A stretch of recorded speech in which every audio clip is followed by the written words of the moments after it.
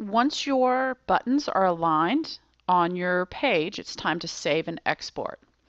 So we're going to go File, Save, and remember that we have our source folder. This is a file that we want to keep. Even though it doesn't go directly on the page, we want to keep it. So we're putting it in source. And we'll go ahead and call this Alamo nav. And it's a PNG file as well. And hit save. Now, we're going to save this to be input as rollover buttons. And what it's going to do is it's going to create a ton of images. So we are going to actually export this into a new place. So actually, I'm going to do that this way. Instead of creating the folder there, I want to create the folder here in my folder. I'm going to click in the white space, control click rather, new folder, and I'm just going to call this nav. Okay, just makes it easy for you to remember where where stuff is. So now we have that saved, of course, in the source folder. If we ever have to go back and edit it, it's there. Now we have to do File, and we're going to do Export. Okay? And it's going to export two things. It's going to export an HTML file. Notice this up here. It's also going to export images. So let me come over here to the options real quick. And it's going to use the extension .htm. It's going to use CSS for pop-ups. It's going to actually use a table to hold contents in place, and that's fine.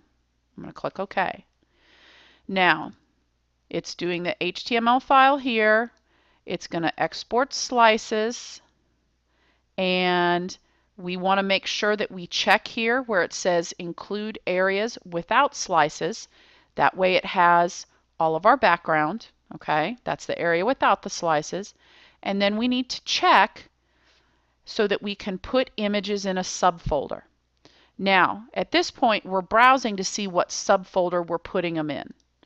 We don't want them to go directly into the images folder, because remember we have other images there.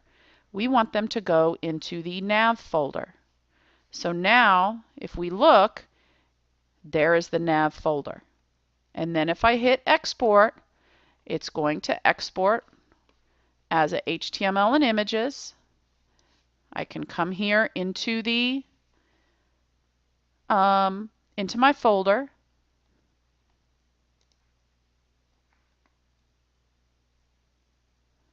and there are all the images.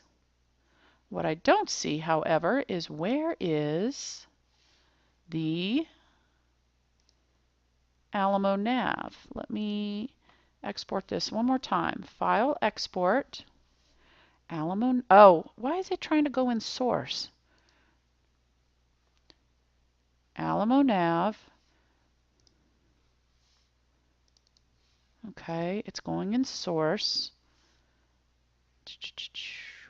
Click export. Okay. All right, now let me look in here. Whoops. There's my Alamo nav. Somehow or another I clicked on the wrong folder earlier because there it was right there. So I'm going to delete that one. All right. So now if I look at my Alamo nav, there is the navigation. Notice when I roll over, see how the text remains in the same place. It has the rectangle behind it as well as the little bevel and emboss. Okay? So that is going to work for us there. Now, I'm going to open this back up. There's two ways that you can actually link these to the pages. One of them can be done here in Fireworks, and the other way can be done in Dreamweaver. And since I haven't done it yet here, we're going to do it in Dreamweaver, but I want you to see where this is for your information later. I'm in my original page. I'm not inside any of the buttons. And if I click on one of the buttons, notice here that I have link.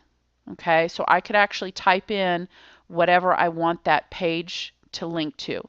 And then when you export it, it's already embedded in the code.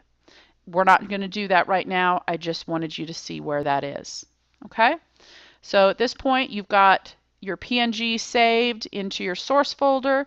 You've got your HTML page exported to the Alamo folder with the images exporting to the nav folder that you just created.